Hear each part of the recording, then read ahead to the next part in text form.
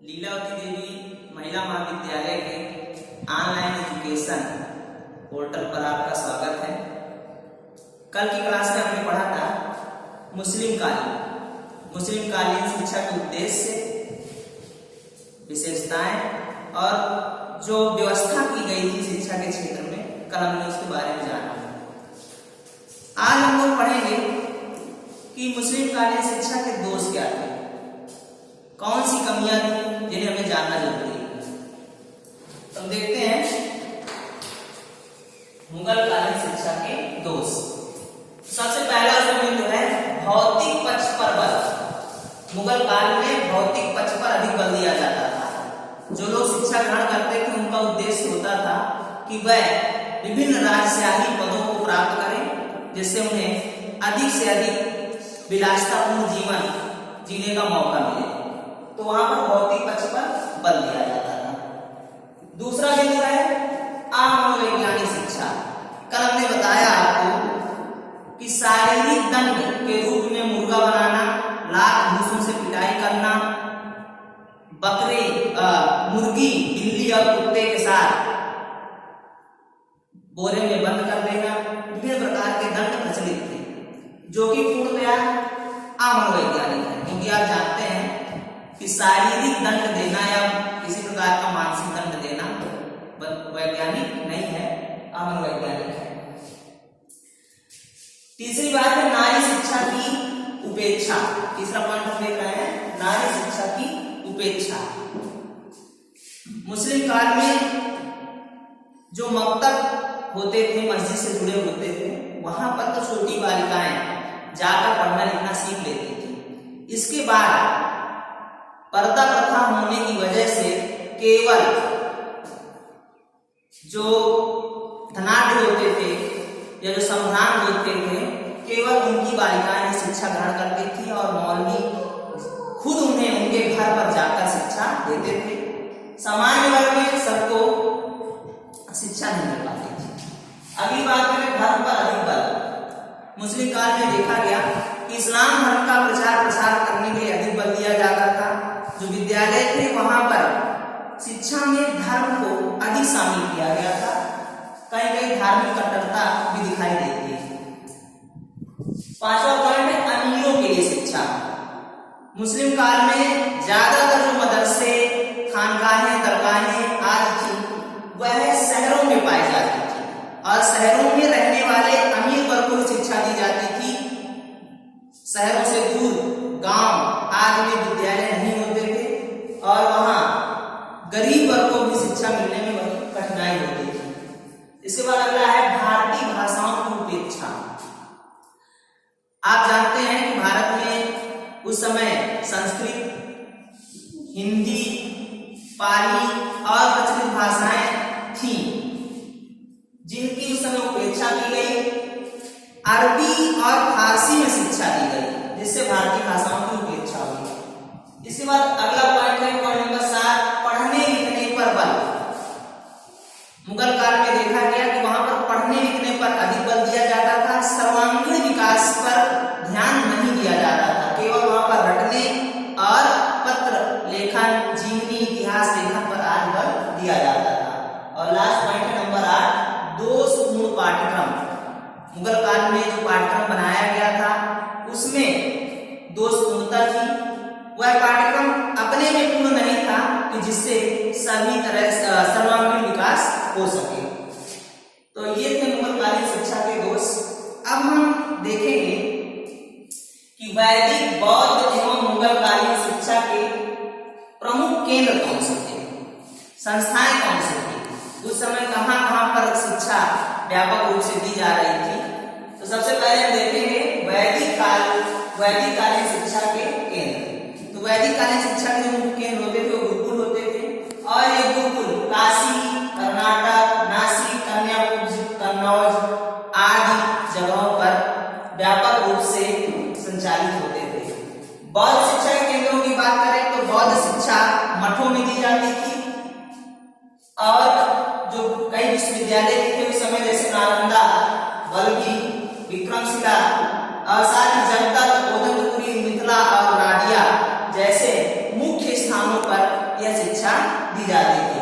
यहाँ पर हम नालंदा की बात करें तो नालंदा विश्वविद्यालय उस समय इतना व्यापक था कि वहां विदेशों से भी छात्र आते थे और नालंदा विश्वविद्यालय में लगभग 10,000 छात्रों के रहने और पढ़ने की व्यवस्था थी।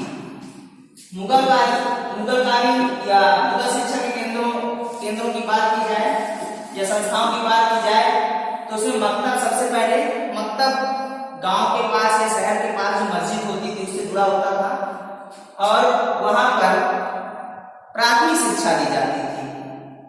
खानकाहें, मकतब जैसे खानकाहें भी होती थी, ये भी मस्जिद से जुड़े होते थे और यहाँ पर प्राथमिक शिक्षा दी जाती थी।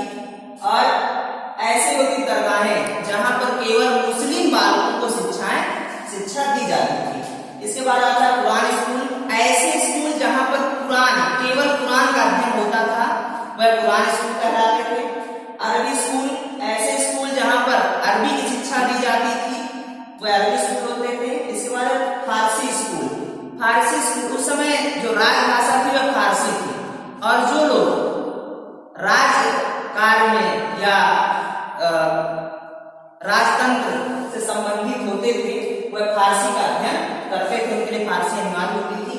इसके बाद मदरसा, कल आपने जाना कि मदरसा उच्च शिक्षा के केंद्र होते थे और यह बड़े शहरों में होते थे जहां पर दूर दूर से छात्र आके अध्ययन करते थे।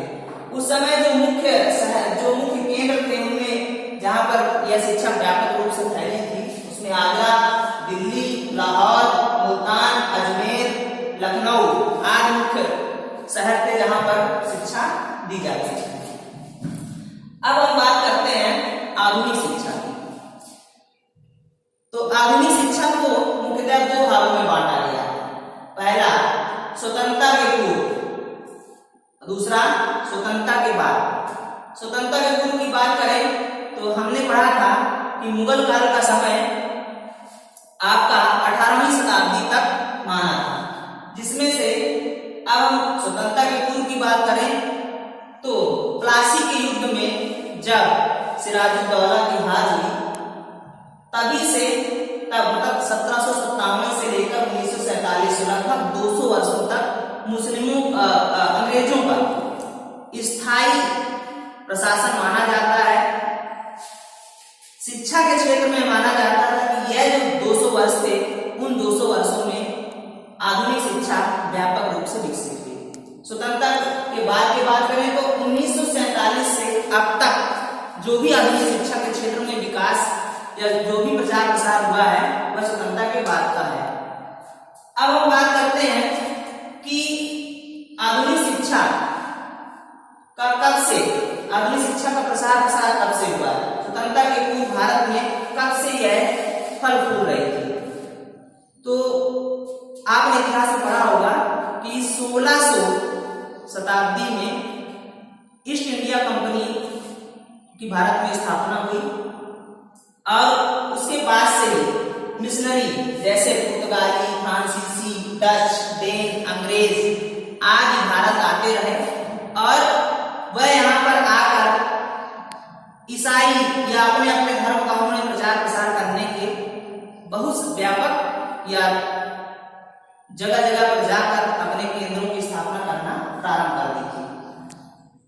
हम शिक्षा के क्षेत्र में देखते हैं कि उस समय स्वतंत्रता से पूर्व अंग्रेजों ने जो यहाँ पर शिक्षा की व्यवस्था की वह कब से थी। तो वहां पर यहाँ पर हम देखते हैं कि 1813 का आज्ञा पत्र इंपॉर्टेंट है।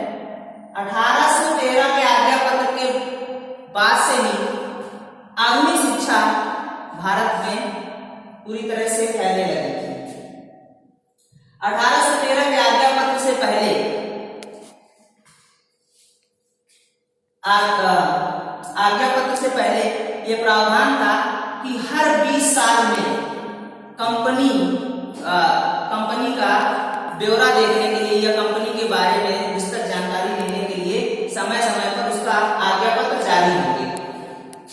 1813 के आज्ञा पत्र में धारा 43 के तहत शिक्षा के लिए कुछ प्रावधान किया गया जिसके 3 मुख्य बिंदु थे।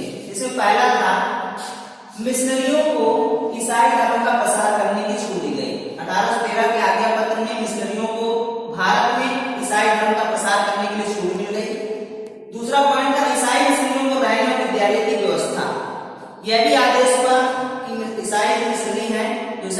प्रचार प्रसार करना चाहते हैं उनके लिए रहने और विद्यालय की व्यवस्था भी की जाए।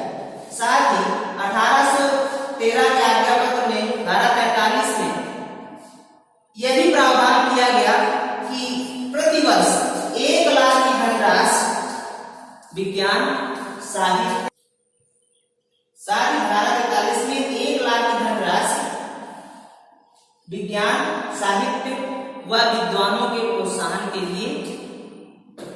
करने के लिए प्रावधान किया गया कि प्रति वर्ष 1 लाख रुपए इस क्षेत्र में खर्च किए जाएंगे, विज्ञान पर, साहित्य पर और विद्वानों के प्रोत्साहन पर। जब 1813 के आज्ञा पत्र में इस प्रकार का प्रावधान हुआ, वहीं से प्राच्य और पश्चात विवाद उत्पन्न हो गया। प्राच्य, सबसे पहले हमें जानना होगा ये प्राच्यवादी कौन थे और पश्चातवादी कौन थे। तो हमें आपको जानना है कि प्राच्य और पश्चात दोनों ही अंग्रेज थे। बस अंतर यह था कि प्राच्यवादी वह थे जो लंबे समय से भारत में आकर रह रहे थे और वह भारतीय संस्कृति को कुछ समझते थे, जबकि पश्चात्य वह अंग्रेज नवाधिकारी थे, नवयुवक अधिकारी जो युवा थे और वह भारतीय संस्कृति को नहीं समझते थे, नहीं मानते थे। तो जो प्राच्यवादी दल के नेता थे उनमें H.T. प्रिंसेप और H.H. विल्सन मुख्य थे। पश्चातवादी में कंपनी के नवयुवक अधिकारी थे। अब हमें जानना है कि प्राच्य और पश्चात विवाद उत्पन्न क्यों हुआ। तो प्राच्य और पश्चात विवाद उत्पन्न होने का कारण यह था कि 1813 के आज्ञा पत्र में यह स्पष्ट उल्लेख नहीं था कि जो ये 1 लाख की धनराशि खर्च की जाएगी यह किस साहित्य पर खर्च की जाएगी, संस्कृत साहित्य पर, भारतीय या अरबी साहित्य पर या फारसी साहित्य पर या अंग्रेजी साहित्य पर।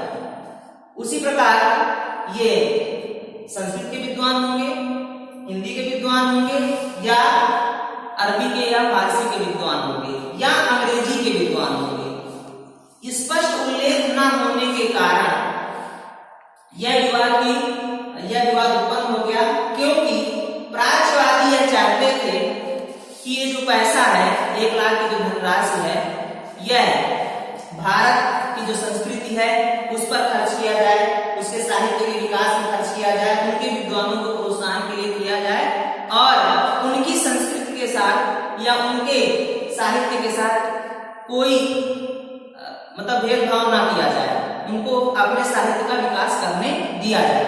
किंतु जो पश्चातवादी थे वह कंपनी के नवयुवक अधिकारी थे जो भारतीय साहित्य को नहीं मानते थे। उनका मानना था कि अंग्रेजी ही विश्व की सर्वश्रेष्ठ भाषा है और यह जो पैसा है इसी क्षेत्र में खर्च किया जाना चाहिए, जिससे प्राच्य और पश्चात विवाद उत्पन्न हुआ। इसके बाद हम देखते हैं 1833 का आज्ञा पत्र। 1813 के 20 वर्ष बाद 1833 में नया आज्ञा पत्र आया, जिसमें जो 1 लाख धनराशि प्रतिवर्ष थी उसको 10 गुना मतलब 10 लाख रुपए प्रतिवर्ष कर दिया गया, क्योंकि उस समय तक कंपनी का व्यापक रूप से प्रसार हो गया था। इसलिए 1833 के आज्ञा पत्र में 1 लाख की धनराशि को 10 गुना बढ़ाकर 10 लाख प्रतिवर्ष कर दिया गया था। 1833 के आज्ञा पत्र के बाद अगली क्लास में कल हम लोग पढ़ेंगे मैकाले का विवरण पत्र। आज हम लोग यहीं तक पढ़ेंगे, इसके बाद कल हम लोग पढ़ेंगे मैकाले का विवरण पत्र।